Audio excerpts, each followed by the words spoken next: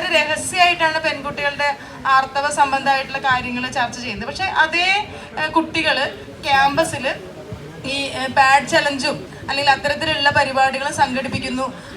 പെൺകുട്ടികൾ ബൈക്കുള്ള ആൺകുട്ടികളോടാണ് പലപ്പോഴും ഇത്തരം ആവശ്യങ്ങൾ, ഒരു പാഡ് വാങ്ങിച്ചു വരാനായിട്ട് വളരെ സ്വതന്ത്രമായിട്ട് പറയുന്ന, ഇതൊരു ഒളിച്ചു വെക്കേണ്ട സംഗതിയല്ല, ഇതൊരു സ്വാഭാവികമായിട്ടുള്ള ശരീരത്തിൻ്റെ ഒരു പ്രോസസ്സ് മാത്രമാണ് തിരിച്ചറിയുന്ന കുട്ടികളുണ്ട്. അവർ വഴി അധ്യാപകർ തിരുത്തുന്നുണ്ട്. ക്ലാസ്സിൽ പഠിപ്പിക്കുന്ന സമയത്തായാലും സംസാരിക്കുന്ന സമയത്തായാലും ഇത്തരം കാഴ്ചപ്പാടുകൾ വെച്ച് പുലർത്തുന്ന നിരവധി ആളുകൾ ഞങ്ങൾക്കിടയിലുണ്ട്.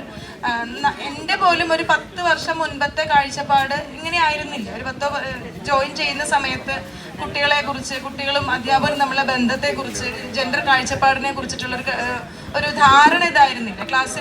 ക്യാമ്പസിലൊരു ആൺകുട്ടിയുടെ ബൈക്കിന്റെ പുറകിൽ കയറി വീട്ടിലേക്ക് പോവാൻ മടിക്കുന്ന കാലമൊക്കെ നമുക്കും ഉണ്ടായിട്ടുണ്ട്. പക്ഷെ ഇപ്പൊ നമ്മൾ സ്വതന്ത്രമായിട്ട് കുട്ടികളുമായിട്ട് ഇടപെടുന്നുണ്ട്.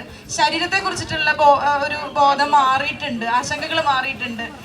പക്ഷെ ഇപ്പോഴും ചിലപ്പോഴൊക്കെ കുട്ടികൾ ഈ പ്രണയം എന്ന് പറയുന്നത് ഈ കലിപ്പന്റെ കാന്താരിയാവാനായിട്ട് ആഗ്രഹിക്കുന്ന കുട്ടികളൊക്കെ ഇപ്പോഴും ഉണ്ട് കേട്ടോ.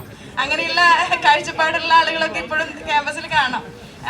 മുന്നോട്ട് വരാൻ പഠിക്കുന്ന അല്ലെങ്കിൽ പ്രണയത്തിലൊക്കെ വലിയ ഒരു അത്തരത്തിലുള്ള ടോക്സിക് ആയിട്ടുള്ള പ്രണയങ്ങൾ, അതുമായിട്ട് ബന്ധപ്പെട്ടിട്ടുള്ള അനുഭവങ്ങൾ, ബുദ്ധിമുട്ടുകൾ അനുഭവിക്കുന്ന കുട്ടികളൊക്കെ നമ്മൾ ടീച്ചർമാരോടൊക്കെ പറയുന്ന സമയത്ത് നമുക്കത് മനസ്സിലാവും.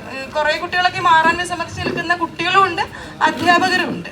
എന്നാലും ഒരുപാട് മാറേണ്ടത് അധ്യാപകർ തന്നെയാണ്.